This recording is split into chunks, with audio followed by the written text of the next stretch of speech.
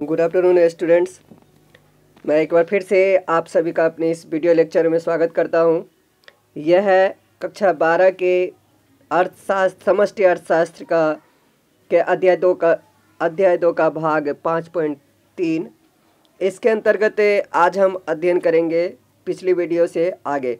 तो पिछली वीडियो में हमने छोड़ा था माल सूची में परिवर्तन एक समयावधि के बाद ही होता है, इसलिए इसे प्रवाह परिवर्त कहते हैं। यानी कि कोई भी माल सूची जो होती है तो उसमें एक निश्चित समय के दौरान ही क्या होता है, उसमें परिवर्तन होता है, तो इसलिए उसको हम क्या कहते हैं, प्रवाह परिवर्त कहते हैं। माल सूची पूंजी के रूप में समझी जाती है। तो फर्म की पूंजी स्टॉक में अतिरिक्त योग को निवेश कहते हैं। ठीक है, माल सूची किस रूप में मानी जाती है? पूंजी के रूप में समझी जाती है। तो फर्म की पूंजी स्टॉक में जो अतिरिक्त योग होता है, यानी कि जो एक्स्ट्रा ऐड होता है, उसी को हम क्या कहते हैं, निवेश कहते हैं। अतः माल सूची में परिवर्तन को निवेश के रूप में समझा जाता है। निवेश की 3 कैटेगरी है, 3 प्रकार की निवेश होती है। पहला है कि 1 वर्ष में माल सूची में मूल्य वृद्धि, जिसे फर्म का निवेश व्यय कहा जाता है। और दूसरी कोटि है स्थिर व्यवसाय निवेश, जिसमें मशीनरी में वृद्धि होती है। और मशीनरी में वृद्धि होती है, फैक्ट्री भवन का निर्माण या और भी फर्म में जो भी उपकरण, यानी कि जो औजार वगैरह जो लगने हैं या कच्चा ये सब जो है ना, क्या कहलाता है, तो स्थिर व्यवसाय निवेश। उसके बाद तीसरी कैटेगरी है आवासीय निवेश, यानी कि आवास सुविधा जो कंपनी के द्वारा दिया जाता है, प्रोवाइड किया जाता है, उसे आवास निवेश कहते हैं। तो माल सूची में परिवर्तन नियोजित अथवा अनियोजित हो सकता है। नियोजित मतलब प्लानिंग के हो सकता है या अनप्लान्ड भी हो सकता है। बिक्री में अप्रत्याशित गिरावट की स्थिति में फर्म के पास वस्तुओं का अविकृत स्टॉक होगा, यानी कि बिना बिका हुआ स्टॉक होगा, जिसके बारे में वह आशा नहीं कर सकता था। देखिए, अगर वो बिना बिका हुआ माल का स्टॉक उसके पास है जिसके लिए वो आशा नहीं करता था, तो इस तरह के माल सूची को अनियोजित संचय कहते हैं। इसके उल्टा जहां बिक्री की जो है ना, अचानक से बहुत ज़्यादा वृद्धि हो गई, तो उसको क्या कहा जाता है, माल सूची में अनियोजित अपसंचय, यानी कि संचय में ही कमी आ रही है, यानी कि उसकी सेविंग में कमी आ रही है। अब देखिए, हम इसको इस उदाहरण से समझते हैं कि मान लीजिए कि कोई फर्म कमीज बनाती है और उसके पास वर्ष के शुरुआत में 100 कमीज की माल सूची है। अगले वर्ष वह 1000 कमीज बेचने की आशा करती है, अतः वह 1000 कमीज का उत्पादन करती है और वर्ष के अंत में, यानी कि वर्ष के लास्ट में 100 कमीज की माल सूची रखना चाहती है। यानी कि 100 कमीज की उसकी माल सूची है, यानी कि पहले से उसके पास 100 कमीज का स्टॉक है। वो 1000 कमीज बेचने की उम्मीद करती है। कोई फर्म है तो 1000 कमीज उत्पादन करने के बाद वो चाहती है कि 100 कमीज हमारे पास माल सूची के रूप में बच जाए। लेकिन क्या होता है कि अप्रत्याशित रूप से कमीज की बिक्री कम होती है, फर्म केवल 600 ही बेच पाती है।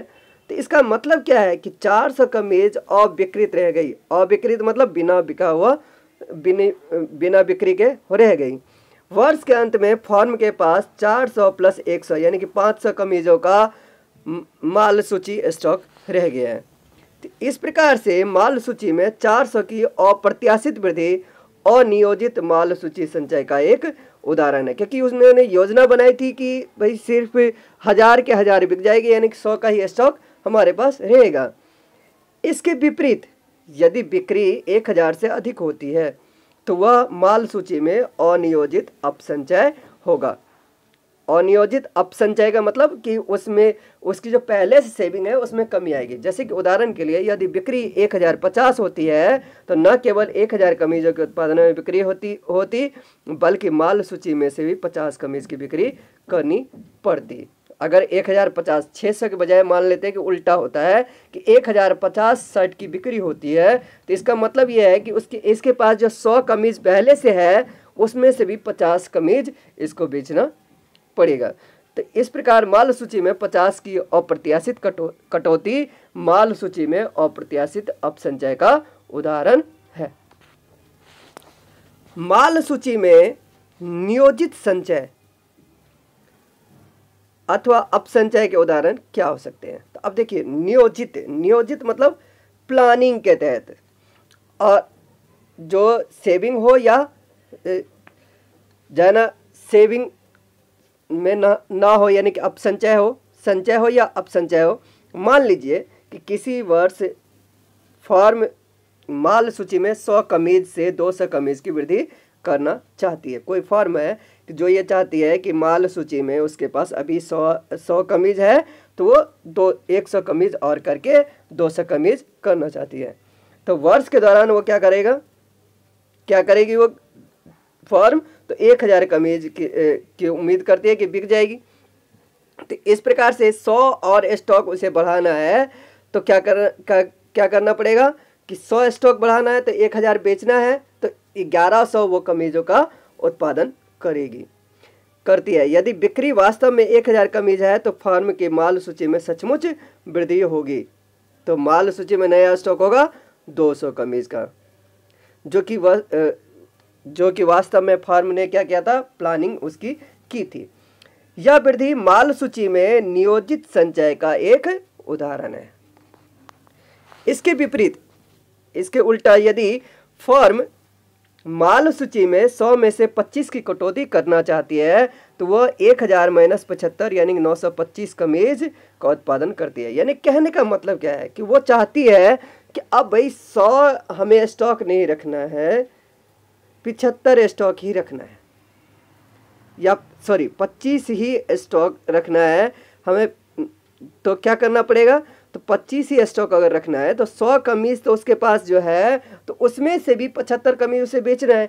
तो 75 कमीज जब बेचना है तो यानी कि 1000 में से 75 माइनस अगर करेंगे तो 925 कमीज उसे फिर से और नई कमीज उसे उत्पादन करना पड़ेगा। क्यों करना पड़ेगा? क्योंकि 100 कमीज की माल सूची में से 75 वर्ष के अंत में यानी कि 25 कमीज बचाना है, उसे बेचने की योजना बनाती है। यदि फर्म प्रत्याशित बिक्री द्वारा 1000 होगी तो फर्म की योजना के अनुसार माल सूची में 25 कमीज की कटौती होगी। अब देखिए, माल सूची में अनियोजित और नियोजित परिवर्तन के बीच भेद के संबंध के बारे में हम आगे चर्चा करेंगे। माल सूची में परिवर्तन के प्रति ध्यान आकृष्ट करने के लिए हम इस प्रकार लिख सकते हैं क्या कि फर्म आई का सकल मूल्य वर्धित यानी कि GVAI आइडेंटिटी फर्म आई के द्वारा उत्पादित निर्गत का सकल मूल्य QI माइनस फर्म द्वारा प्रयुक्त यानी प्रयोग किए गए मध्यवर्ती वस्तुओं का मूल्य ZI। GVAI आइडेंटिटी फर्म की बिक्री का मूल्य VI प्लस माल सूची में परिवर्तन AI माइनस फर्म द्वारा प्रयुक्त मध्यवर्ती वस्तुओं का मूल्य यानी कि ZI। सारणी 2.1 की व्युत्पत्ति के लिए यानी कि फिर से उत्पन्न के लिए उसमें क्या होगा कि वर्ष में फर्म की माल सूची में परिवर्तन, आइडेंटिटी क्या होगा कि वर्ष के दौरान फर्म का उत्पादन माइनस वर्ष के दौरान फर्म की बिक्री। कहने का मतलब यह है कि उस दौरान जैसे कि 1000 कमीज का उत्पादन हुआ और 800 कमीज की बिक्री हुई, तो माल सूची में परिवर्तन कितने का हुआ? तो 1000 माइनस 800 यानी कि 200 का।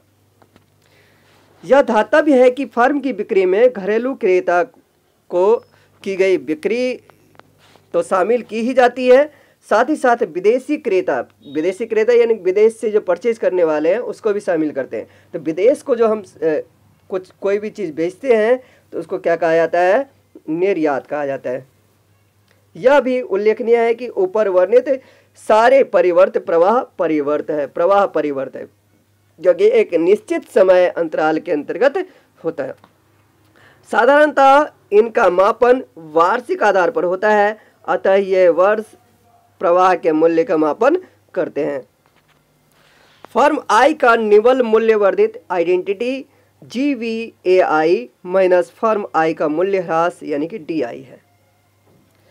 अब देखिए, यदि हम एक वर्ष में अर्थव्यवस्था की सभी फर्मों के सकल मूल्य वर्धित का योग निकालें तो हमें वर्ष में अर्थव्यवस्था में उत्पादित वस्तुओं और सेवाओं के समस्त परिमाण का मूल्य प्राप्त होगा। जैसे हमने पहले गेहूं और ब्रेड के उदाहरण में किया था। इस प्रकार का आकलन क्या कहलाता है? सकल घरेलू उत्पाद यानी कि GDP कहलाता है। अतः GDP आइडेंटिटी होता है अर्थव्यवस्था के सभी फर्मों के सकल मूल्य वर्धित का कुल योग। यदि अर्थव्यवस्था में n फर्म हो और प्रत्येक को 1 से n क्रम संख्या में लिखा जाए तो GDP आइडेंटिटी क्या होगी? अर्थव्यवस्था के सभी फर्मों के सकल मूल्य वर्धित का कुल योग यानी कि GVA1 GVA2 से लेकर GVAN तक। इस तरीके से हम कह सकते हैं कि GDP बराबर होगा आइडेंटिटी सिग्मा n और जहाँ पे I क्या है 1, यानी कि उसमें जो है ना n की जगह पे आप 1 रखेंगे, 2 रखेंगे, 3 रखेंगे, इस तरीके से होगा जो। और ये I यहाँ पे GVAI होगा। तो अब सिग्मा का प्रयोग का मतलब क्या है? इसका पूरा मतलब ये समझाते, थोड़ा सा यहाँ पे मैं समझाने की कोशिश करता हूँ। तो संकेतन है, इसका प्रयोग 3 विद्यार्थी के लिए अगर हम करते हैं, जैसे जिसका कि जेब खर्च क्रमशः 200, 250 और 300 है, तो हम कह सकते हैं कि यदि I वे विद्यार्थी का जेब खर्च है तो क्या हो जाएगा? X1 200, X2 250, X3 300। तो कुल जेब खर्च हो जाएगा इन तीनों का योग। तो कुल योग का संकेतन इसे संक्षिप्त रूप में लिखने के लिए हम इसको ऐसे लिख सकते हैं कि सिग्मा 3I बराबर 1 XI, जिसका अर्थ है कि तीन व्यक्तियों के लिए x के 1 से 3 तक का मान है तथा हम 1 से 3 तक व्यक्तियों के लिए x के मानों के योग का उल्लेख कर रहे हैं। इसी प्रकार अगर किसी अर्थव्यवस्था में 1000 उपभोक्ता है जिनका उपयोग जिसके लिए हम C1 C2 से लेकर C1000 तक लिखते हैं, तो यदि हम इस अर्थव्यवस्था के लिए कुल उपभोग का अभिकलन यानी कि उसका आकलन करें तो हमें क्या करना पड़ेगा? इस सबको जोड़ना पड़ेगा, जिसके लिए हम ये वाला फॉर्मूला यूज़ कर सकते हैं यानी कि C बराबर C1 प्लस C2 से लेके C1000 तक। इसके लिए हम सिग्मा का संकेत का उपयोग करते हैं क्योंकि हम 1 से लेके 1000 के उपयोग को जोड़ रहे हैं। तो इस तरीके से C बराबर हो जाएगा आपका 1000 सिग्मा I बराबर 1 और CI उपयोग होगा। सामान्य रूप से यदि हम व्यक्ति 1 से n तक के लिए चर XI की मात्राओं का योग कर रहे हैं तो इसे सिग्मा n सिग्मा I1 और XI द्वारा दिया जाएगा। तो ये तो था कुछ टर्म। उम्मीद है कि ये कुछ हद तक आपको समझ में आया होगा। नहीं समझ में आया तो फिर से इसको रिवाइंड करके इसको देख लीजिएगा, समझ में आ जाएगा। तो अभी के लिए फ़िलहाल इतना ही। अगले भाग में हम जानेंगे राष्ट्रीय आय के गणना की व्यय विधि। तो तब तक के लिए शुक्रिया, गुड बाय।